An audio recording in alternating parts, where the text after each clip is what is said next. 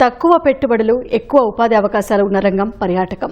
అందుకే బాపట్ల తీర ప్రాంతాన్ని పర్యాటకంగా అభివృద్ధి చేసేందుకు ప్రత్యేకంగా బృహత్ ప్రణాళిక సిద్ధమవుతోంది. గోవాను ఆదర్శంగా తీసుకుని పర్యాటక హంగులు కల్పించేలా యంత్రాంగం ఏర్పాట్లు చేస్తోంది. దీనికోసం అధికారులు గోవా వెళ్లి అక్కడి సౌకర్యాలు, పాలసీలపై అధ్యయనం చేసి వచ్చారు.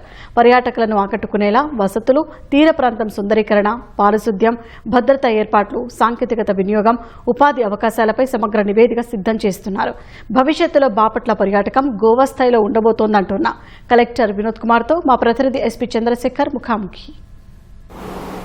బాపట్ల జిల్లాలోని బీచ్ల వెంట పర్యాటకాన్ని అభివృద్ధి చేసినటువంటి క్రమంలో జిల్లా యంత్రాంగం పూర్తి స్థాయిలో దృష్టి సారించింది. దీంట్లో భాగంగా జిల్లా కలెక్టర్ వినోద్ కుమార్ ఆధ్వర్యంలో గోవా ప్రాంతంలో పర్యటించి వచ్చారు ప్రత్యేక బృందం. అక్కడ ఉన్నటువంటి పరిస్థితులు తగ్గట్టుగా అమలు చేసేందుకు ఒక మాస్టర్ ప్లాన్ కూడా రూపొందించబోతున్నారు. దీనిపై మాట్లాడేందుకు మనతో పాటు కలెక్టర్ వినోద్ కుమార్ గారు ఉన్నారు. మీరు అక్కడ గమనించినటువంటి ముఖ్యమైన అంశాలు ఏంటి? గోవా అండ్ బాపట్ల ఒకే లాటిట్యూడ్లో ఉంది. ఒక state Bapatla as a district చాలా సిమిలారిటీస్ ఉన్నాయి. విస్తీర్ణం ఉండొచ్చు, జనాభా ఉండొచ్చు. 85 కిలోమీటర్స్ షోర్ లైన్ ఉంది.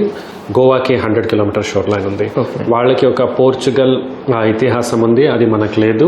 అండ్ రెయిన్ఫాల్ కూడా వాళ్ళకి ఎక్కువ ఉంది, మనకు అంత లేదు. తప్ప rest of it all the same. So ముఖ్యంగా అక్కడ మనము చేసింది ఏంటంటే బీచ్ టూరిజంని ఎలా వాళ్ళు మానిటర్ చేస్తున్నారు. వాళ్ళకి ఒక 56 బీచ్లు ఉన్నాయి. నార్త్ గోవా, సౌత్ గోవాగా డివైడ్ చేసుకొని, నార్త్లో ఆల్మోస్ట్ ఒక మాస్ టూరిజం, చాలామంది అక్కడికి వెళ్ళి హై ఇంటెన్సిటీ తట్టుకోగలే బీచ్. అదే సౌత్కి వచ్చేస్తే చాలా తక్కువ ఉన్నటువంటి బీచ్లు అండ్ హై ఎండ్ టూరిజం హోటల్స్ని వాళ్ళు చేశారు. సో మనము ఒక బీచ్ని వాళ్ళ సేఫ్టీ ఎలా చూసుకుంటున్నారు, శానిటేషన్ ఎలా చూసుకుంటున్నారు, అక్కడ వచ్చిన యాత్రికులకి వివిధ సౌలతుని ఎలా ప్రొవైడ్ చేస్తారు, టాయిలెట్స్ కావచ్చు, పార్కింగ్ కావచ్చు, ఎంట్రన్స్, ట్రాఫిక్, రోడ్ నెట్వర్క్, తర్వాత హోటల్స్కి ఎట్లా వాళ్ళు కేటాయించడం జరిగింది. దృష్టి అని ఒక ఏజెన్సీకి అంటే ఒక కాంపిటేటివ్ బిడ్డింగ్ ప్రాసెస్ చేశారు. అందులో వాళ్ళు వచ్చారు. వాళ్ళు ఆ 56 బీచెస్లో కూడా men, material and resources deploy చేసి అక్కడ యాక్సిడెంట్స్ జరగకుండా చూశారు. సో డిపార్ట్మెంట్ ఆఫ్ టూరిజం ఒక సెంట్రల్ అథారిటీగా గోవాలో పనిచేస్తుంది. Excise, panchayat, fire department, municipal లేదా ఇవన్నీ కూడా వివిధ పర్మిషన్స్ని వాళ్ళ ఆన్లైన్ పోర్టల్లో కరెక్ట్గా వచ్చిన తర్వాతనే వాళ్ళకి దాన్ని నడపడానికి పర్మిషన్స్ ఉంటాయి.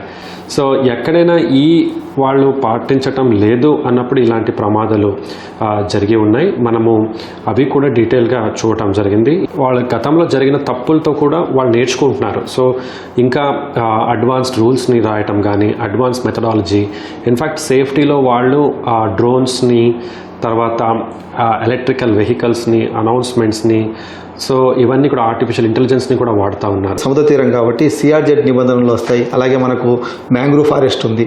అంటే ఈ పర్యాటక ప్రాజెక్టులు ఏమైనా మనం చేపట్టాలంటే ఇంకా డిస్టర్బ్ లేకుండా మనం పర్యాటకాన్ని డెవలప్ చేయడానికి సంబంధించి ఏంటి అసలు ప్లాన్స్ ఏంటి? ఎన్విరాన్మెంట్ని, కోస్టల్ ఎకోసిస్టమ్ని కాపాడుతూనే టూరిజంని డెవలప్ చేయొచ్చు. ఇన్ఫ్యాక్ట్ గౌరవ ముఖ్యమంత్రి వర్యలు అప్పుడు ఆయన చెప్పింది ఫస్ట్ ఆఫ్ ఆల్ ఏంటంటే సిఆర్జెడ్ రూల్స్ని ఫస్ట్ మనం నోటిఫై చేసుకోవాలి అనేది. అది ఎనీవేస్ కేంద్ర ప్రభుత్వం తర్వాత ఎన్విరాన్మెంట్ డిపార్ట్మెంట్లో వాళ్ళు ఆ పనిలో ఉన్నారు. సో అది మనకున్న అడ్వాంటేజ్. ఇప్పుడు బాపట్ల అనేది అలా పెరగలేదు. ఇవన్నీ కూడా మనము కంట్రోల్ చేస్తూ, రూల్స్ని పాటిస్తూ ఒక కంట్రోల్డ్ గ్రోత్గా ఒక జోన్ సిస్టమ్ చేయాలి, ఒక జోనేషన్ చేసుకొని ముందుకెళ్ళాలనే మన ఉద్దేశం. త్వరలో మేము కూడా ఆ బాపట్లలో అట్లా బీచ్ ఆఫీసర్స్ అని మనకున్న ఒక ఎక్సెస్ స్టాఫ్ ఎవరున్నారో వాళ్ళు డిప్లాయ్ చేసి ఒక వారంలో వాళ్ళు కూడా నేను కూడా డిప్లాయ్ చేస్తూ ఉన్నాను. స్వదేశ్ దర్శన్ 2.0 అనేది సూర్యలంక బీచ్ ఫ్రంట్లో దాదాపు 98 కోట్ల విలువైన కేంద్ర ప్రభుత్వం పనులు. అందులో ఆల్రెడీ మనము 10 కోట్ల పైబడి పని కూడా చేసి బిల్ కూడా మనం ప్రిఫర్ చేయటం జరిగింది. చాలా వేగంగా అది కూడా జరుగుతుంది. పార్కింగ్ లేఅవుట్, అలాగే greenery, approach road. So NH 216 నుంచి లెఫ్ట్ టర్న్ తీసుకొని వాళ్ళు సూర్యలంకకు వచ్చేటప్పటి నుంచి అక్కడి నుంచి ఇక్కడ దాకా ఒక ఆహ్లాదకరమైన వాతావరణం చేయడానికి పొల్యూషన్ కంట్రోల్ బోర్డు ఆధ్వర్యంలో గ్రీనరీ కానీ ఇవన్నీ కూడా మన ప్రణాళికలో ఉంది. అందులో ఆల్రెడీ స్వదేశ్ దర్శన్ వర్క్ అనేది వేగంగా జరుగుతుంది. సో పంచాయత్ ల్యాండ్ని మనం ప్రొటెక్ట్ చేసుకొని దాని పార్కింగ్ కోసం ఆ వర్క్ కూడా జరుగుతుంది. కాదు, ఇప్పుడు కనెక్టివ్ టు బీచెస్ అనేది మన దగ్గర లేదు. మళ్ళీ మేము రోడ్డుకు పోవాలి, ఇంకొక బీచ్కి పోవాల్సిన పరిస్థితి వస్తుంది. కదా. మాస్టర్ ప్లాన్లో అలాంటివి ఇంక్లూడ్ చేసే అవకాశం ఉంటుందా? మాస్టర్ ప్లాన్లో మనము ఒక వాడరేవు నుంచి పొట్టి సుబ్బాయపాలెం బీచ్ ఏరియా అనేది ఏముంది, మనకు ఒక 4.5 కిలోమీటర్ లెంత్ వస్తుంది. అక్కడికి NH 167A 0 పాయింట్ బీచ్ దాకా వెళ్తుంది, వాడరేవు బీచ్.